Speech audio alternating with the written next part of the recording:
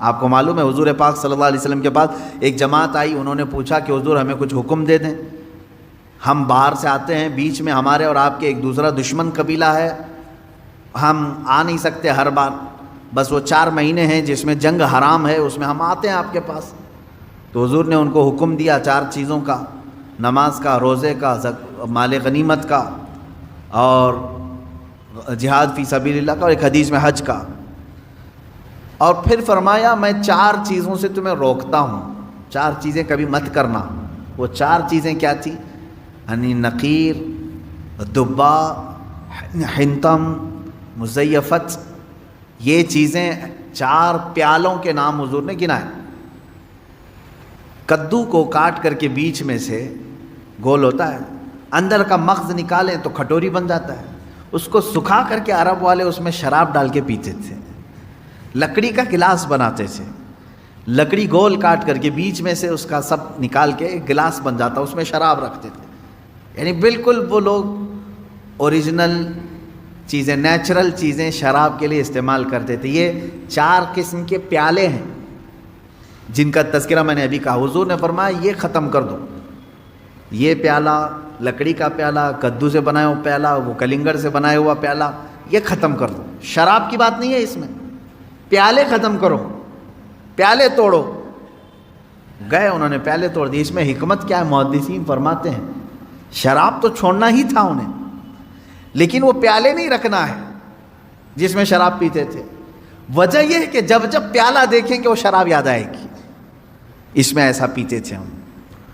یہ اسلام ہے جو جڑ کو ختم کرنا چاہتا ہے۔ آپ ظاہر سی بات ہے اس بچھڑے کو تو ختم کیا گیا، مار دیا گیا، لیکن حکم آیا کہ اس کا تصور بھی نہ آئے۔ ان کے دلوں میں وہ رچ بس گیا تھا بچڑا، جب دیکھو وہ بچڑے کا ہی تذکرہ کرتے تھے۔ اب اس طرح کے جو گمراہیاں آج تک لوگوں کے دلوں میں ہیں انہیں ختم کریں۔ تو گمراہی کی یادیں نکالنا یہ بہت اہم کام ہے۔ مثال کے طور پر برسوں پہلے آپ کوئی غلط کام کر رہے تھے، اب چھوڑ کر کے توبہ کر کے آ چکے ہیں، تو اب یہاں سب سے بڑا کام یہ ہوتا ہے کہ اس کا دماغ میں خیال بھی نہ آئے، اس کے لیے ٹائم لگتا ہے۔ تو جب تک وہ پورا نہیں نکالو گے آپ ایمان کے کمال کے درجے کو نہیں پہنچو۔ پہلے کچھ لوگ کچھ عمل کرتے تھے جو ناجائز و حرام تھا گھروں میں، ہم نے تنبیہ کی، تلقین کی کہ یہ ناجائز ہے، حرام ہے، نہ کریں۔ چھوڑ تو دیا انہوں نے، لیکن جب جب وہ اوکیشن آتے ہیں تب تب پھر سے ان کی یاد آتی ہے۔ اب اس کی مثال آپ کو میں بتاؤں، شروع کی بات ہے کہ محرم کے زمانے میں پنجے اٹھا کر کے ناچنے کی عادت اکثر لوگوں کو تھی، بہت سارے لوگ۔ ایک طرح سے اس میں عبادت کا تصور نہیں تھا لوگوں کو، بس یہ کہ انٹرٹینمنٹ کرنا ہے، کیونکہ عبادت اس طرح سے روڈ اور گلیوں میں ناچ کر کے تو ہوتی نہیں۔ نہ وہ امام حسین کو راضی کرنے کا مسئلہ ہے، نہ رب تبارک و تعالیٰ کی بارگاہ میں کچھ پیش کرنے کا مسئلہ ہے۔ اگر اتنا ہی عبادت کا شوق ہوتا تو مسجدوں میں پنجے لے کر بیٹھ جاتے ہیں، قرآن پاک پڑھتے ہیں۔ سب کو معلوم ہے کہ سب سے افضل جگہ یہ ہے، وہ انٹرٹینمنٹ کرتے تھے۔ اب ہوا یہ کہ ہم نے کہا کہ یہ بے حرمتی ہو رہی ہے، مولا حسین کے نام پر بے حرمتی ہو رہی ہے۔ اصل بات پنجہ تو آج تک امام حسین کا ملا نہیں، پنجہ ملا نہیں۔ حضرت عباس علمبردار کے پنجے کٹے تھے یہ سنا ہے، روایات بھی، لیکن اس کی شبیہ، اس سے ملتی جلتی تصویر کچھ ملی نہیں۔ اب رہی بات تعزیہ کا مسئلہ، تعزیہ جو ہے اس کا مسئلہ مختلف بھی ہے، اتنا میں بتاؤں گا، کنفیوز نہیں ہونا۔ تعزیہ کو شرائط کے ساتھ اگر بٹھایا جائے تو جائز ہے، لیکن وہ شرائط پورے کرتے نہیں لوگ، اور ہم نے اگر اتنا ہی شوشہ کھول دیا تو بڑے بڑے دروازے لوگ کھول دیں گے۔ بات صرف اتنی تھی تعزیہ کی، امام حسین کا جو روزہ ہے اس روزے کی شکل کی کوئی چیز بنا کر کے آپ نے رکھ دیا، تو کسی بھی بزرگ کے روزے کی شکل بنا کر کے رکھنا مستحسن ہے، کوئی حرام کام نہیں ہے، ناجائز نہیں ہے۔ جیسے ہم گنبد خضرا بناتے ہیں، خانہ کعبہ بناتے ہیں، ہوتا ہے گنبد خضرا جہاں ہوگا ہم تعظیم کے ساتھ دیکھتے ہیں، لیکن اس کے ساتھ اگر ایسے معاملات ہوں کہ اس کو لے کر کے سڑکوں پہ ہم گھومیں گے، ناچیں گے، اور پھر اس پر چڑھاوے کریں گے، پھر اس کے ساتھ اپنے اپنے عقیدے جوڑ لیں گے، تو یہاں سے شیطان پھر گمراہ کرنا شروع کرتا ہے۔ خیر یہ بات الگ ہے، تعزیہ کا مطلب۔ رہی بات پنجے کا، پنجے کی جو لاجک ہے وہ نہیں سمجھ میں آئی، مجھے کوئی سمجھا دے۔ میں نے اس سے قبل بھی بہت پہلے ہی کہا تھا، میں خود اٹھاؤں گا۔ پنجے کی کیا خصوصیت ہے؟ اگر امام حسین شہید کربلا رضی اللہ تعالیٰ عنہ کے ہاتھ کا نشان لے کر کے کوئی اٹھا کر گھومتا ہے، میں تو کہوں گا ہاتھ کیوں اٹھاتے ہو؟ اس سے بہتر ہے کہ مولا حسین کا قدم اٹھا کر کے گھومیں، کیونکہ ہمارے لیے ان کے قدم تک پہنچنا بھی بہت دور کی بات ہے۔ قدم اٹھا کر کے کوئی گھومتا ہوا نہیں دکھا مجھے، کوئی تلوار اٹھا کر کے دکھا۔ تو اس میں ہاتھ کی کیا خصوصیت ہے یہ تو مجھے لاجک اب تک نہیں معلوم، بہرحال ایک ٹاپک الگ ہے۔ اس کے اندر جو خرافات آ رہی تھیں، اس کے ساتھ عورتوں مردوں کا ساتھ ملنا، گانے باجے ڈھول تاشے اور طرح طرح کے اس میں خرافات لے کر کے اس کو کہاں سے کہاں تک پہنچایا تھا۔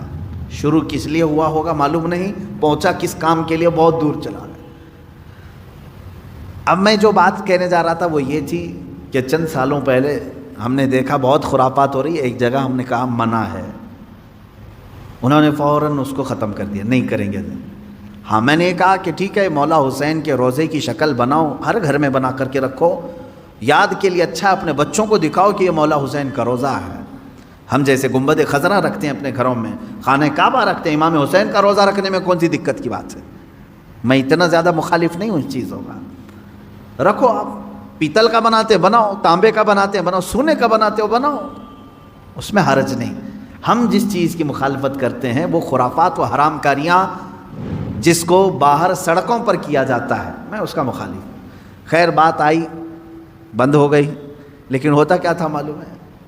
چند دنوں کے بعد دوسرا محرم آیا تو گھر والے کہتے ہیں کہ حضرت وہ تو بند ہیں لیکن بچے ویسے ہی ناچ رہے ہیں، ہاتھ ایسے لمبے کر کے خود پنجہ بن گئے ہیں اور ناچ رہے ہیں۔ تو میں اس چیز کو مثال میں اس لیے بتا رہا ہوں کہ بنی اسرائیل بچھڑے کی پوجا کرتے تھے، حکم آیا ان کے قتل کا، قتل بھی ہوئے، بچھڑا بھی مار دیا گیا، لیکن زمانے تک ان کے دلوں سے بچھڑے کی محبت گئی نہیں تھی۔ وہی ذکر آج کی آیت میں نے پڑھا ہے، اللہ فرماتا ہے ثم اتخذوا العجل من بعد ما جاءتهم البینات، پھر یہ بچھڑے کو ایسا لے کر کے بیٹھے رہے جبکہ ان کے سامنے کھلی ہوئی نشانیاں تھیں۔ وَأُشْرِبُوا فِي قُلُوبِهِمُ الْعِجْلَ، اللہ فرماتا ہے ان کے دلوں میں ایسا لگتا ہے بچڑا پلا دیا گیا ہے، پی گئے ہیں، بچڑے کو اتنی محبت تھی، جبکہ روشن آیتیں اور دلیلیں دیکھی۔ تو خلاصہ یہ ہے میرے عزیزو، کہنے کا مطلب کہ بعض چیزیں گمراہیاں ایسی ہیں جن کو چھوڑنے کے بعد بھی وہ کچوکے لگاتی رہتی ہیں، برے گناہ بھی ایسے ہیں جن کو چھوڑنے کے بعد وہ دوبارہ دماغ میں وسوسے ڈالتے رہتے ہیں۔ ان کاموں کو حتمی طور پر اپنے تصور میں بھی نہ آئے۔ اعوذ باللہ من شر الشیطان الرجیم کثرت سے پڑھیں، اعوذ باللہ من شر الشیطان الرجیم، من شر الشیطان الرجیم۔ اے اللہ میں پناہ مانگتا ہوں تیری مردود شیطان کی ان شرارتوں سے جو میرے دماغ میں ڈال رہا ہے۔ تو یہ اسی کی طرف سے ہوتی ہیں، وہ پرانے راستے پر لے جانا چاہتا ہے، گمراہی کی طرف لانا چاہتا ہے۔ وہ خرابیاں جن کو تم چھوڑ کر کے آئے ہو یاد دلاتا ہے ایک بار اور چلا جاؤ۔ اس کے لیے کثرت سے یہ پڑھا کریں، جب جب ایسا وسوسہ آئے کہیں اعوذ باللہ من شر الشیطان الرجیم۔ آج ہی صبح گناہ سے توبہ کیا، سوچا کہ نہیں کروں گا یہ گناہ، لیکن رات ہوتے ہی پھر خیال آیا ایک بار اور کر لوں، میں بتا رہا ہوں فوراً اس وقت یہ پڑھو اعوذ باللہ من شر الشیطان الرجیم۔ اے اللہ میں تو چھوڑ چکا تھا شیطان مردود، پھر مجھے لا رہا ہے وسوسے، میں تیری پناہ مانگتا ہوں مردود شیطان کی شرارتوں سے۔